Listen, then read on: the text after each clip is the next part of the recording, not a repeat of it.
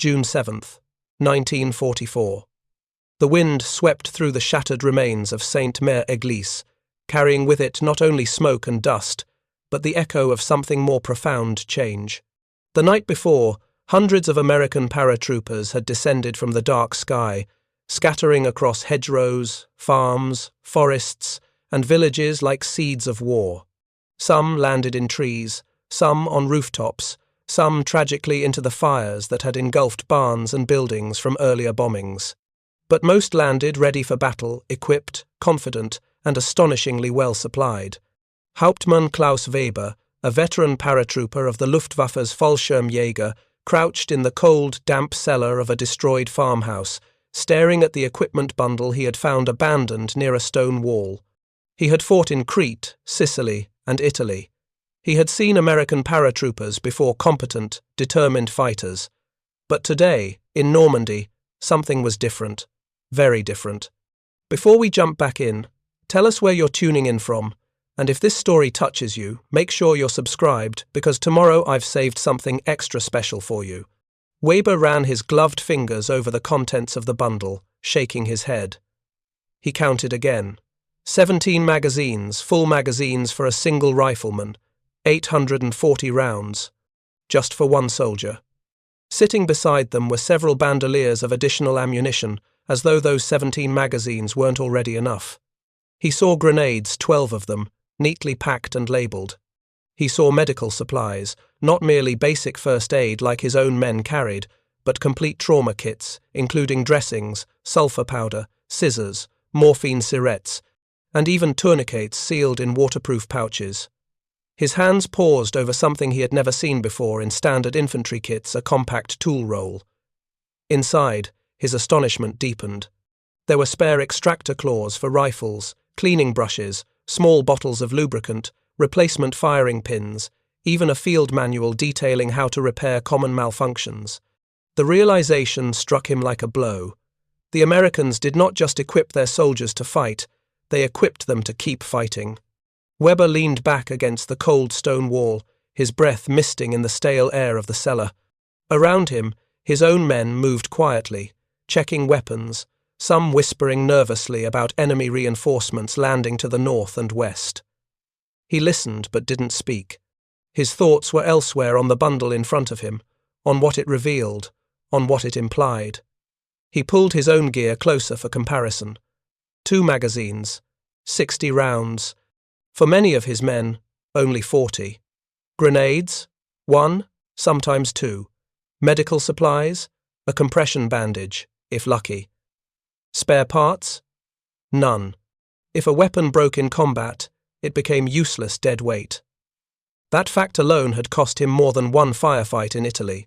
But here this one American paratrooper carried more than his entire platoon could sustain in 2 days of combat. The sheer weight of it tugged at his thoughts. 30 kilograms, perhaps more. He had measured it roughly by feel, a weight heavier than any of his troops would willingly carry except under orders. But clearly, for the Americans, this was not excessive. This was standard. Outside, the staccato chatter of Thompson submachine guns echoed from the distant edge of the village. Not sporadic, not cautious. Disciplined. Weber stood and walked up the cellar stairs, holding a magazine in his hand. One of his junior officers, Lieutenant Marcus Schreiber, approached. "Any sign of maps or code books?" Schreiber asked. Weber shook his head. "No," he replied quietly. Then, almost absently, he held up the magazine. "How many magazines do our riflemen carry?" Schreiber didn't hesitate. 2. "The machine gunners have 4, if we're lucky." Weber nodded and handed him the American magazine. This one had 17. Schreiber blinked. 17? Weber did not repeat himself. They stood in silence for a moment. Finally, Schreiber said, "We always believed American soldiers were poorly trained, that they relied on firepower because they lacked discipline.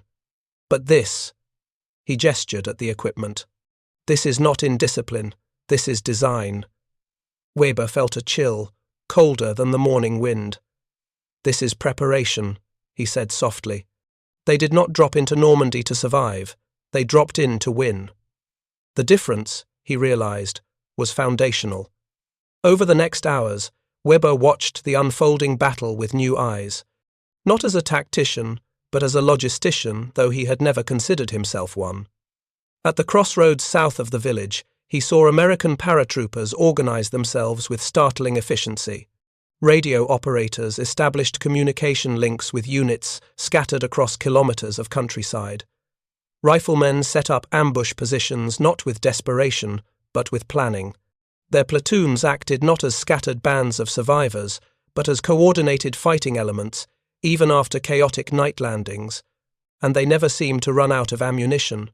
When a machine gun position began firing from a barn window, Weber counted the rounds. Long bursts, controlled but sustained, 30 seconds, then a pause, then more. It would have taken 3 full German squads to produce that volume of fire. He watched, and he understood. The Americans didn't bring more men. They brought more war. He remembered something an Italian officer had told him during the battles south of Rome. The Americans do not fight individual battles, they build them. Now, he understood. That night, Weber gathered his officers in what remained of the farmhouse cellar. The village was no longer quiet.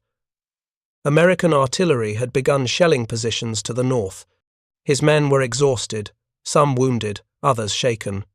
But they listened. Today, Weber began, we learned something far more important than enemy positions or strength. We learned how they fight. He placed the American equipment bundle on the floor between them.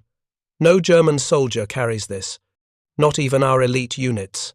The Americans equip even their paratroopers with more supplies and ammunition than we would issue to a full infantry section. He held up a field dressing packet. See this? Sterile, packaged for long-term protection, waterproof, durable. These medical kits are not just for survival. They are for recovery, for getting soldiers back in action. Then he held up a tool roll. Look at these. Spare firing pins, extractor claws, lubricant. A soldier can fix his weapon in the field within minutes instead of discarding it or waiting for supply. He pointed next to the bandoliers. 840 rounds. Just for one man. And his comrades carry similar loads. He looked at them one by one. We assumed they were wasteful, undisciplined. But this is not waste. This is investment. Silence followed. Then Schreiber spoke what they were all thinking. They have taken the principles of industrial production and put them inside every soldier's backpack. Weber nodded. We have fought for 3 years on the front lines, he said. We have learned tactics, discipline, camouflage, deception. But none of those matter if we cannot keep fighting longer than the enemy. He looked down at the bundles again. They are not stronger because they fight harder, Weber said softly. They are stronger because they fight longer. In the weeks that followed, the American forces expanded their beachheads, linking airborne and seaborne units. Sainte-Mère-Église became one of the first liberated towns in France. The German forces withdrew, then counterattacked, then withdrew further. Some of Weber's men escaped across the hedgerow country. Some did not, but Weber took with him something more valuable than orders, maps, or even weapons reports. Understanding. He had believed, as many in the Wehrmacht had, that tactical brilliance, veteran experience, and elite training would always triumph over industrial might. But 1944 was proving that belief wrong. It was no longer enough to fight with skill. To win a modern war, a nation had to fight with systems. The Americans had built those systems. In every supply crate, in every backpack, in every piece of gear dropped from their transport planes. Of overwhelming, undeniable, repeatable sustainability. They did not send soldiers to fight. They sent soldiers to keep fighting. And that, Weber realized, was the future of war. Not speed, not shock, not even firepower. Telling and preparing this story took us a lot of time, so if you are enjoying it, subscribe to our channel. It means a lot to us. Now back to the story. But sustained firepower that never stopped, because its ammunition never stopped. firepower that could be repaired because its parts arrived before it broke, firepower that didn't survive the battle. Years later, long after the war, in a classroom at a military academy, Klaus Weber would present a lecture on the Normandy landings. He would not speak about tactics, or surprise, or courage, though he respected all of them deeply. He would speak instead of the equipment bundle of an American paratrooper. He would tell the story of 17 magazines, of 840 rounds, of 12 grenades, of spare firing pins, and tourniquets, and bandages. He would tell his students that the greatest weapon the Americans brought to Normandy was not their rifles, nor their tanks, nor even their aircraft. It was their logistics. It was their ability to equip a single paratrooper better than Germany could equip a company. And he would end the lecture with a single sentence, written on the board: "In war, excellence wins battles. Endurance wins wars." June 7th, 1944 had taught him that. Forever. Weber had commanded the 3rd Company, 6th Fallschirmjäger Regiment since Crete in 1941.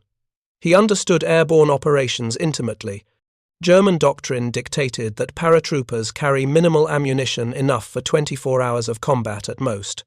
They were trained to seize objectives quickly, then rely on ground forces for resupply. But examining the American equipment scattered across Normandy's hedgerows revealed a different philosophy entirely. The Americans had dropped with enough ammunition to fight for 72 hours without resupply. Not conserve ammunition for 3 days, but fight for 3 days. "Herr Hauptmann?" His radio man called from the doorway. "Another equipment container found. American. You should see this." What Weber discovered in that container would haunt him for the remainder of the war. The Americans hadn't just brought more ammunition than German paratroopers. They had brought more ammunition than regular German infantry. The container held 10,000 rounds of rifle ammunition, 2,000 rounds of machine gun ammunition, 40 grenades, and 20 anti-tank rockets, for a single platoon. The implications were staggering. While German Fallschirmjäger jumped with minimal equipment, expecting rapid link-up with ground forces, American paratroopers deployed as self-sufficient combat forces capable of sustained independent operations. The psychological impact on German commanders who discovered this disparity was immediate and devastating. They understood instantly that they faced an enemy whose industrial capacity and logistical philosophy rendered traditional airborne doctrine obsolete. The origins of American airborne logistics. The United States Army's approach to airborne logistics emerged from fundamental philosophical differences with European military doctrine. While German, British, and Soviet airborne forces viewed paratroopers as shock troops for rapid seizure of tactical objectives, American planners envisioned airborne divisions as complete combined arms formations capable of sustained operations deep behind enemy lines. This philosophy crystallized during 1942 at Fort Benning, Georgia, where the Army's Airborne Command developed revolutionary concepts for airborne warfare. Lieutenant Colonel William C. Lee, considered the father of American airborne forces, articulated the vision clearly. Airborne troops must be able to fight without immediate ground support. This requires they carry everything necessary for extended combat operations. Weight limitations will be overcome through superior organization and industrial capacity. The solution emerged through collaboration between Army Ordnance, the Quartermaster Corps, and combat unit commanders. If individual paratroopers couldn't carry 72 hours of supplies, then supplies would accompany them via container drops synchronized with personnel drops. The technical challenge was formidable. Supplies had to survive parachute drops from altitudes up to 1,000 feet. Containers needed rapid ground assembly. Critical items required immediate accessibility to troops scattered across drop zones. What emerged was the A5 equipment container system. Cylindrical containers 5 feet long, weighing up to 300 pounds when loaded, color-coded by content type, and equipped with parachutes capable of delivering payloads intact 98% of the time. Production began at the Philadelphia Quartermaster Depot in January 1943. By D-Day, American industry had manufactured 67,000 A5 containers, each packed with ammunition, weapons, medical supplies, radios, or specialized equipment. The German approach differed fundamentally. Fallschirmjäger doctrine, developed after costly operations in Norway and Crete, emphasized speed over sustainability. Paratroopers jumped with weapons in separate containers, landed with minimal ammunition, and relied on rapid seizure of enemy supply dumps or quick link-up with ground forces.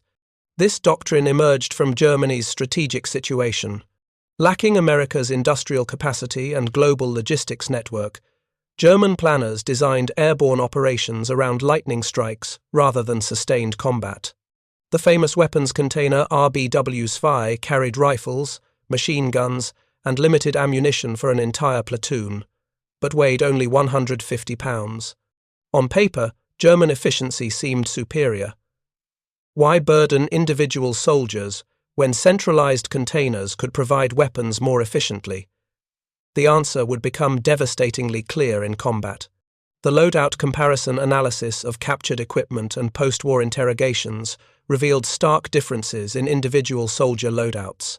The comparison begins with the basic rifleman, American paratrooper, 82nd, Airborne Division, June 1944. Primary weapon: M1 Garand rifle, with 80 rounds in 10 clips, worn in bandoliers and ammunition pouches distributed across the body. Secondary ammunition: an additional 240 rounds in unit bundles dropped separately, recovered within minutes of landing. Grenades: 4 fragmentation, 2 smoke, accessible in cargo pockets and on load-bearing equipment. Rations: K rations, for 3 days, 9 meals total. Water: 2 canteens, total capacity 2 quarts, with water purification tablets. Medical supplies: individual first aid packet, morphine syringe, sulfur powder. Miscellaneous: compass, maps, signal panel, spare weapon parts, entrenching tool. Total weight: 68 pounds on the individual, plus equipment bundles adding another 40 pounds per man available immediately after landing. German Fallschirmjäger, 6th Regiment, June 1944. Primary weapon: dropped-in weapons container, recovered after landing. No personal weapon during descent, except pistol or knife. Ammunition: 60 rounds for rifle or 100 rounds for submachine gun, carried in pouches after weapon recovery. Grenades: 2 stick grenades, carried in jump smock. Rations: 1-day iron rations, supplemented by field kitchens following ground link-up. Water: 1 canteen, 1 litre capacity. Medical supplies: individual first aid packet. Miscellaneous: minimal gravity knife, maps for officers only. Total weight: 35 pounds on individual, with weapons containers holding equipment for entire squads. The disparity becomes more pronounced examining crew-served weapons. An American machine gun section jumped with the M1919A, 6 light machine gun, operator carrying the weapon plus 400 rounds, assistant carrying 800 additional rounds, and ammunition handlers each carrying 400 rounds, 2,000 rounds total for sustained fire. A German machine gun section dropped with the MG42 in a weapons container, gunner carrying only 250 rounds in drum magazines, with an additional 500 rounds in the container. Total: 750 rounds, less than half the American load. The mathematical reality was inescapable. An American airborne rifle company dropped with approximately 120,000 rounds of small arms ammunition. A German Fallschirmjäger company dropped with approximately 30,000 rounds. The Americans deployed with enough ammunition to fight a major engagement. The Germans deployed with enough to survive until relieved. Combat reality: Normandy, June 6th to 8th, 1944. The consequences of these logistical philosophies became apparent within hours of the D-Day drops. American paratroopers scattered across the Cotentin Peninsula found themselves isolated in small groups, often miles from objectives, surrounded by German forces. German doctrine predicted this would be catastrophic. Dispersed, disorganized paratroopers without heavy weapons should have been systematically destroyed by organized defenders. But American logistics enabled something unexpected. Lieutenant Richard Winters of Easy Company, 506th Parachute Infantry Regiment, landed 3 miles from his drop zone with only 12 men from his 40-man platoon. Within 30 minutes, they had recovered 3 equipment bundles containing ammunition, explosives, and a machine gun. Within 2 hours, they had absorbed stragglers from other units and assembled a force of 35 men with sufficient ammunition and firepower to assault a German artillery battery. The attack on Brécourt Manor, later recognized as a near-perfect small unit action, succeeded because Winter's scratch force had more ammunition than the German artillery battery defending the position. They could sustain suppressive fire while flanking, expend ammunition freely during the assault, and maintain defensive positions afterward, all without resupply. Major Friedrich von der Heydt, commanding the 6th Fallschirmjäger Regiment defending against American paratroopers, recognized the disparity immediately. His June 8 situation report stated, "Enemy paratroopers demonstrate ammunition abundance unprecedented in airborne operations. Small groups maintain sustained automatic weapons fire during engagements. Our troops report Americans never conserve ammunition, firing freely to suppress positions before assault. This abundance enables aggressive tactics impossible with our loadouts. Enemy accepts ammunition expenditure we cannot match." The battle for Sainte-Mère-Église illustrated these differences perfectly. American paratroopers from the 505th Regiment seized the town during the night drop, then defended against counterattacks for 2 days before ground forces arrived. During those 48 hours, approximately 200 American defenders expended an estimated 180,000 rounds of small arms ammunition, 2,000 grenades, and 500 anti-tank rounds. They maintained continuous defensive fire, broke up German formations before they could mass for assault, and held every approach despite being outnumbered. German forces attacking Sainte-Mère-Église included elements of the experienced 91st Infantry Division and von der Heydt's Fallschirmjäger, but their ammunition constraints forced tactical caution.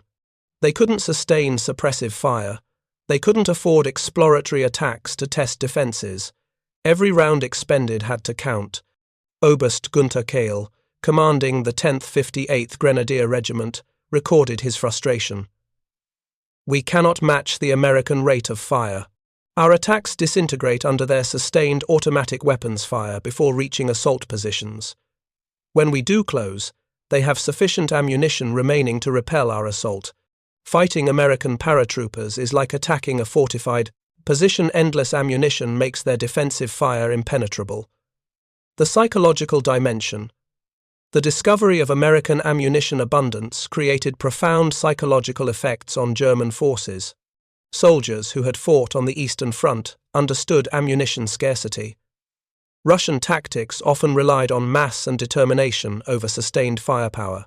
German troops learned to husband ammunition, make every shot count, and often prevail through superior marksmanship and fire discipline. American paratroopers shattered these assumptions. Gefreiter Hans Müller, 6th Fallschirmjäger Regiment, survived an engagement with American paratroopers near Carentan. His account, recorded during post-war interviews, captures German shock. "We moved to contact expecting disorganized enemy remnants short on ammunition. Instead, we encountered concentrated automatic weapons fire from multiple positions. We took cover, attempted to suppress their fire with our limited ammunition, but they never stopped shooting. The volume of fire never decreased. After 30 minutes of continuous engagement, we had expended most of our ammunition. They were still firing at the same rate. We withdrew not because we were defeated tactically, but because we would have no ammunition for the next engagement." This psychological impact multiplied across the Normandy battlefield. German commanders began avoiding contact with American airborne forces not because of tactical inferiority, but because ammunition expenditure rates made every engagement with American paratroopers catastrophically expensive. The 19th Army's July intelligence summary stated, "American airborne units must be engaged only with overwhelming force and artillery support. Infantry units lack sufficient ammunition to prevail in sustained firefights. Enemy willingness to expend ammunition freely gives decisive tactical advantage in small unit actions." Market Garden. The 72-hour supply in extended operations Operation Market Garden in September 1944 provided the ultimate test of American airborne logistics doctrine. The 82nd and 101st Airborne Divisions dropped into Holland to seize bridges, then held them against German counterattacks for days while ground forces advanced. The 82nd Airborne's mission at Nijmegen demonstrated how 72-hour supply planning enabled sustained operations.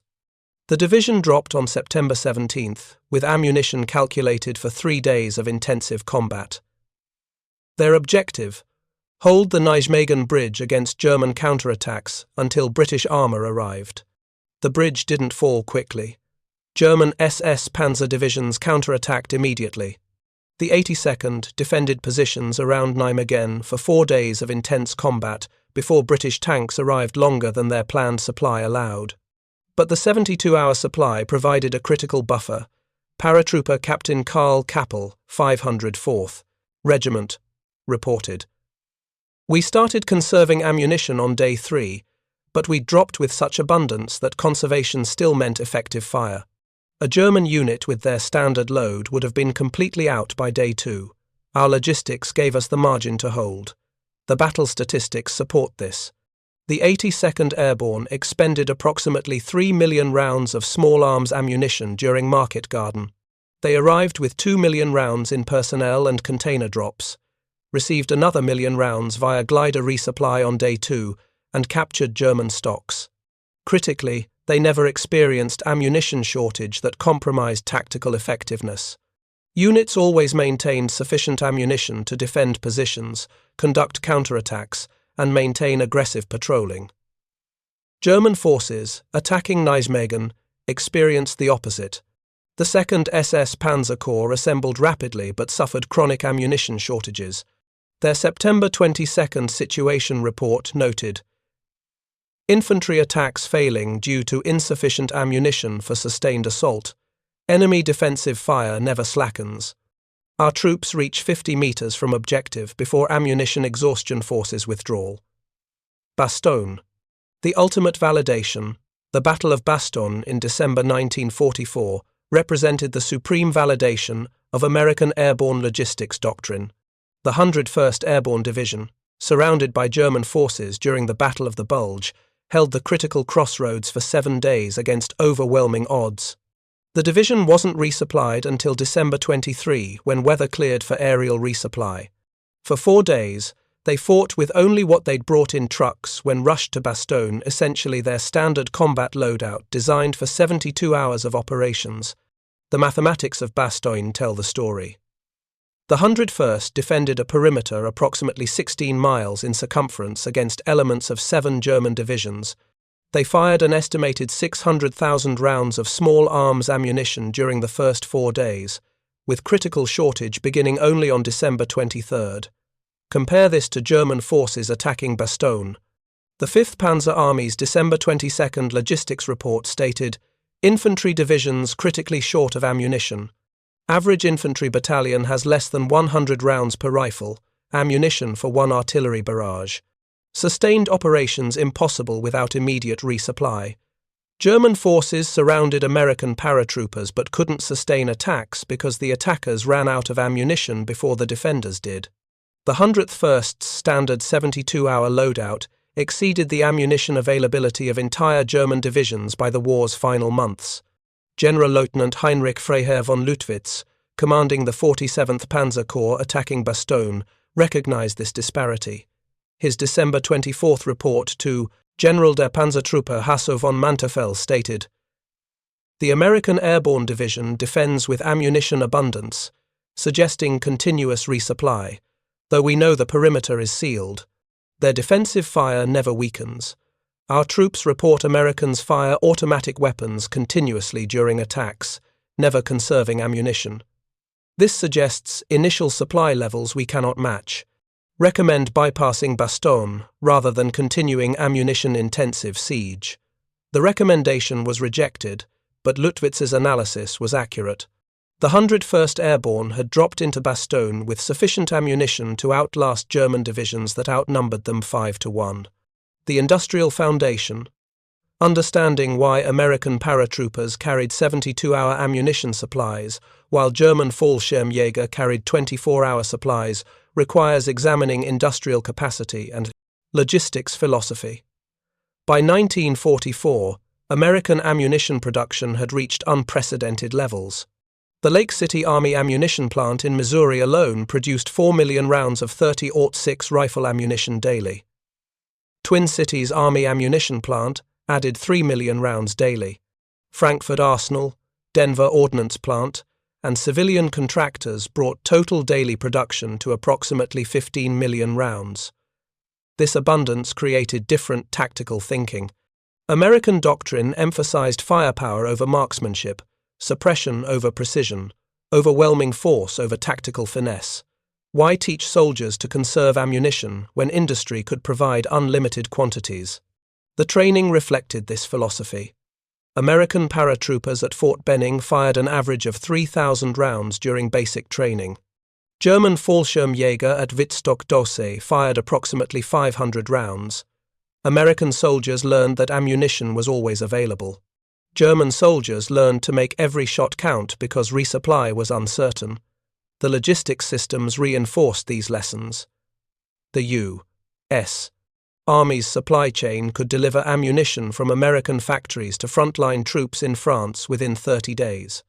German supply systems, battered by Allied bombing and chronic fuel shortages, often took months to move ammunition from factories to combat units. Captain Robert K. Dawson, ammunition officer for the 82nd Airborne Division, explained the American approach. We calculated ammunition requirements by assuming every soldier would fire at maximum rate during sustained combat. We then tripled that figure and called it the basic load.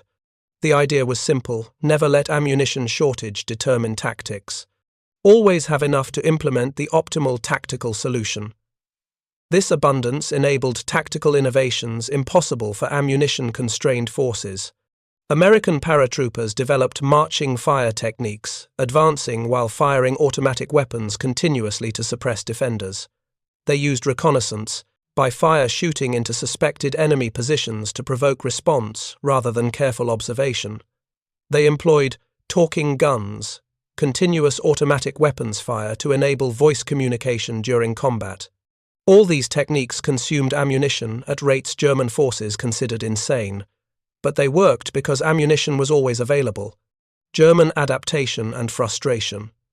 German forces attempted various adaptations to counter American ammunition abundance, but industrial capacity cannot be defeated by tactical innovation. Some units tried infiltration tactics, avoiding firefights, moving at night, bypassing American positions rather than assaulting them. This worked temporarily, but couldn't achieve strategic objectives. You can't capture territory by avoiding enemy forces. Others attempted to inflict ammunition exhaustion through sustained harassing fire, forcing Americans to expend ammunition on non-decisive engagements. But American resupply rendered this futile. The 82nd Airborne's after-action report from Holland noted, "Enemy harassing fire required constant ammunition expenditure. However, supply discipline maintained adequate reserves, and aerial resupply provided continuous flow. Enemy failed to impose significant constraint." The most desperate attempt came from ammunition capture. German units were ordered to prioritize seizing American ammunition supplies, hoping to acquire enough to sustain their own operations. This rarely succeeded. American logistics provided such abundance that units often destroyed excess ammunition rather than transport it during rapid advances.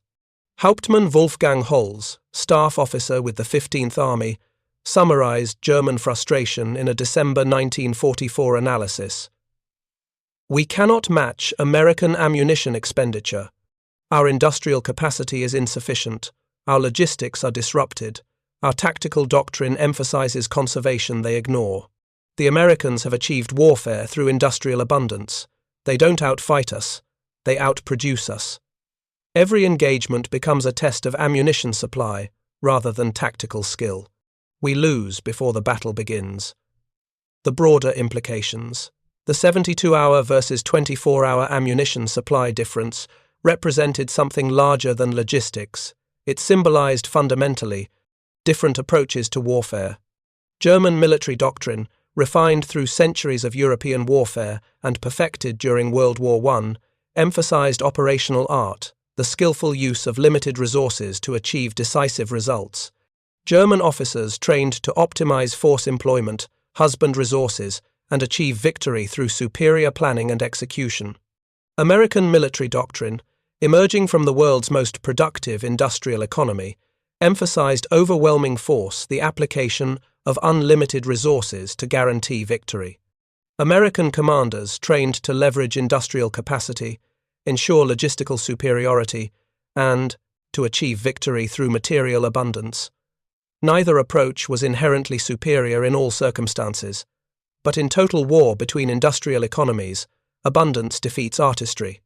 You cannot outmaneuver unlimited ammunition. You cannot outthink infinite production capacity.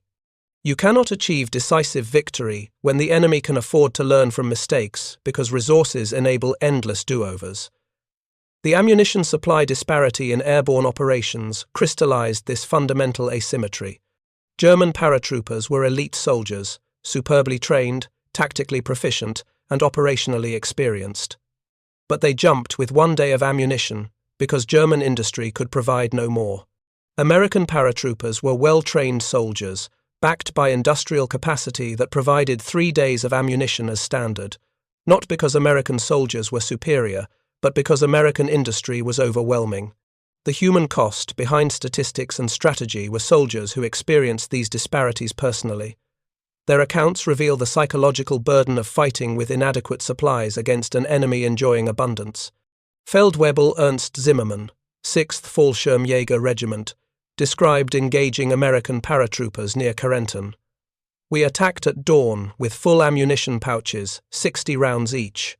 The Americans responded with continuous automatic weapons fire.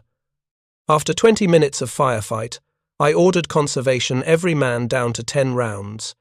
We could hear the Americans still firing at previous rates. They hadn't slowed at all. We withdrew because continuing meant expending our last ammunition, achieving nothing. The psychological impact persisted long after combat.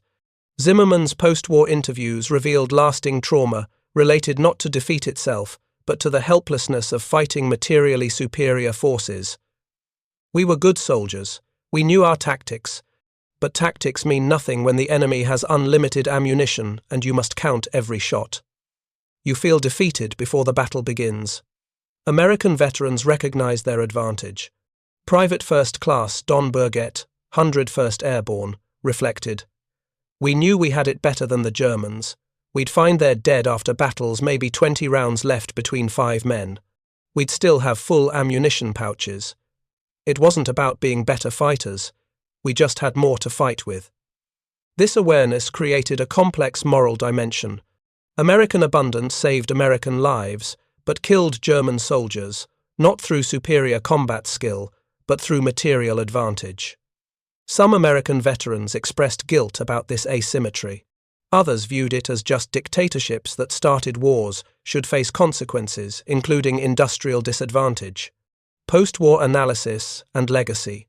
Military historians analyzing World War II airborne operations consistently identify logistics as decisive.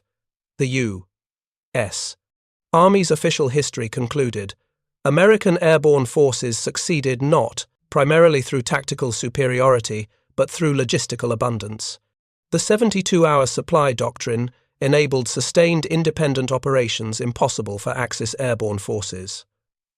Soviet observers at Nuremberg trials had access to captured German documents analyzing American-German logistics.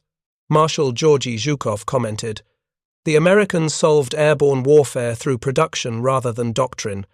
They transformed paratroopers from raid forces into sustained combat forces simply by providing enough supplies. This represents the American military philosophy achieved through abundance, what others attempt through artistry." The Cold War Soviet airborne forces adopted American logistics principles, though never matching American supply levels. Soviet doctrine required paratroopers carry 48-hour supplies, double German World War II levels, but still short of American standards. Modern American airborne forces maintain even higher supply standards. Contemporary paratroopers deploy with 7-day basic loads, enabled by lightweight materials and improved container systems. The lesson endures: supply abundance enables operational flexibility, impossible for resource-constrained forces. The terror of abundance. For German soldiers facing American paratroopers, the 72-hour supply represented something more profound than logistics advantage. It symbolized fighting an enemy whose resources seemed unlimited, whose industrial capacity enabled abundance you could never match, whose ammunition supplies exceeded not just yours, but your capacity to even imagine such quantities. This was the true terror, not fearing death in combat, but understanding that your nation's entire industrial capacity could not match a single enemy division's supply levels. Understanding that tactical skill, operational art, and strategic genius meant nothing when the enemy had 3 times your ammunition before the battle began. The German soldiers who discovered captured American supply containers in Normandy cellars, who watched American paratroopers fire continuously for hours without slackening, who surrendered because they'd expended their last ammunition, while Americans still had full pouches, they experienced defeat not just militarily but psychologically. They understood, perhaps more clearly than their commanders or even American opponents, that Germany had challenged a nation whose industrial capacity made victory inevitable. The ammunition supplies were just one manifestation of a deeper reality. America could produce faster than Germany could destroy, supply more abundantly than Germany could expend, and replace losses more rapidly than Germany could inflict them. The 72-hour versus 24-hour ammunition supply wasn't a logistics detail. It was prophecy. It predicted that German forces, however skilled and determined, would be ground down by enemies whose resources were functionally infinite from German perspective. The prediction proved accurate. By May 1945, when Germany surrendered, American forces in Europe had expended approximately 32 billion rounds of small arms ammunition. German production for the entire war totaled approximately 20 billion rounds. The Americans had fired more ammunition in the European theatre alone than Germany produced for the entire global war. The terror German soldiers felt discovering American ammunition abundance in Normandy was justified. They had encountered evidence of industrial capacity that made their defeat mathematically inevitable. The 72-hour supply was just the beginning proof that they fought not just the American soldier, but the entire American economy. And that was a battle no amount of tactical skill could win. The legacy endures in military logistics doctrine worldwide. Modern armies understand that supply abundance isn't luxury but necessity. That soldiers fight most effectively when freed from ammunition conservation concerns. That industrial capacity ultimately determines military success in prolonged conflicts. The German Fallschirmjäger of 1944 were perhaps the last soldiers to learn this lesson through bitter experience. Their successors in modern militaries study the 72-hour versus 24-hour comparison as fundamental truth. In industrial warfare, logistics isn't everything, but everything else is nothing without logistics. The Americans proved this at Normandy, Nijmegen, and Bastogne. In each of these critical battles, victory was not achieved because their soldiers were inherently stronger, more disciplined, or more courageous, though they were often all of those things. Victory came because they entered those battles with an unmatched capacity to sustain combat. They dropped from the sky not merely as infantry, but as self-contained combat systems, each soldier a small, portable node of firepower, endurance, and capability. At Normandy, they parachuted into the hedgerows of France with 72 hours of ammunition, food, medical supplies, communication gear, and spare parts. They were not designed to hold out until relief. They were designed to establish footholds, block enemy movements, and pave the way for follow-on forces. They did not land to survive. They landed to win time, because time, in war, is bought not by bravery, but by ammunition. German paratroopers, by contrast, had 24 hours of ammunition at best. Their planning assumed speed, surprise, rapid execution, and swift withdrawal. Their equipment reflected a doctrine of surgical, limited, specialized operations. But the Americans were conducting something different. They were redefining what airborne warfare could be. They transformed airborne operations from desperate gambles into decisive operations. Earlier in the war, airborne troops, German and Allied alike, were viewed as elite, daring, but fragile. The German Fallschirmjäger had been legendary in 1940, dropping into Norway, the Netherlands, and Crete. But those operations had heavy costs.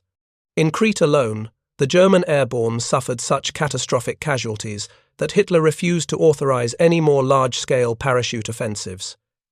Instead, he transformed these soldiers into regular infantry. Airborne warfare, to the German High Command, was too risky to attempt again. But the American view was different. They asked a question that would reshape modern warfare. What if the problem was not airborne troops? What if the problem was inadequate logistics? In response, the United States built parachute operations around endurance, not just surprise. They redesigned parachute harnesses not merely for troop safety, but for load-bearing. They modified backpacks and cartridge belts to store more ammunition. They ensured every platoon dropped with radio capability. They issued medical pouches that could treat hemorrhaging, burns, fractures, and infections. They even packed small engineering kits that could cut through wire, erect roadblocks, or demolish bridges. And they standardized equipment so that any American unit paratrooper, infantry, ranger, airborne, glider, pilot, or tank crew could draw supplies from any other. This was more than logistics. This was interoperability. This was the United States building a war machine, not of men, not of weapons, but of systems. That was the true terror for German forces, not merely facing well-armed soldiers, but realizing that those soldiers were sustained by a production capacity so vast, so organized, so relentless, that no German tactical brilliance could overcome it. German officers, battle-hardened veterans of Crete, North Africa, and the Eastern Front, knew how to defeat paratroopers. But these new American drops were different. They did not fight like prey. They did not fight like raiders. Over time, German soldiers stopped asking, "How many Americans are out there?" They began asking, "How many supply depots did they bring with them?" At Nijmegen, during Operation Market Garden in September 1944, American paratroopers from the 82nd Airborne Division held critical bridges under constant German attacks. They fought for days in heavy rain and freezing wind, surrounded, sometimes isolated, under constant shelling, yet their positions held. Why? Because they had the ammunition to hold. German reports from that battle reveal something remarkable. German infantry often had to ration ammunition, limiting rifle fire to a handful of shots per hour during defensive engagements. American paratroopers, by contrast, deployed machine guns with belts of 200 rounds at a time, supported by mortar teams who never seemed to run short of shells. Germans had artillery support, but American units had artillery coordination, often calling in strikes from distant fire bases through precise radio, relays. The Germans could fight, but the Americans could keep fighting. At Bastogne in December 1944, during the Battle of the Bulge, the pattern repeated. The Germans surrounded the town with armor, artillery, and infantry divisions. They had momentum, fuel, winter camouflage, and terrain familiarity. But the Americans had something else, sustainment. The Germans believed they could starve the defenders into submission. But from the sky came C-47 transport planes, gliders, and supply drops, delivering more ammunition, more medical supplies, more food, more winter gear, even engineers and radio operators. In a shocking demonstration of logistics under fire, the Americans used the sky not just to insert troops, but to maintain them. It was the first time in history that an entire besieged force had been sustained purely by air-delivered logistics. To the Germans, Bastogne was supposed to be a demonstration of operational encirclement. Instead, it became a demonstration of logistical supremacy. In war, that is a shift of profound significance. The Germans still had talented officers, experienced soldiers, and some of the finest tanks ever built. But they lacked spare parts, fuel, and ammunition. Their factories were bombed. Their railways were broken. Their supply lines were disorganized. Their armies were now living off what they captured, and even that was becoming scarce. Against such an opponent, German tactical excellence and operational artistry could only delay the inevitable. A German colonel wrote after Bastogne, "We were no longer fighting an army. We were fighting a factory."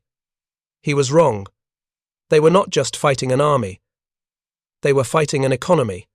The Americans landed with 72 hours of ammunition. The Germans had 24. That single day represented endurance over survival, systems over improvisation. German paratroopers expected rescue. American paratroopers were expected to be the rescue able to fight, hold, and disrupt for days. Factories in Detroit, Pittsburgh, and Chicago produced rifles, shells, radios, and uniforms in overwhelming quantities. The Germans built excellence. The Americans built abundance. In the end, victory did not come from superior soldiers, but from superior supply. Production won. Up next, we have 2 more incredible stories that are waiting for you. Just click the image you want to watch and it will take you there. If you enjoyed this video, make sure to subscribe. It would mean a lot.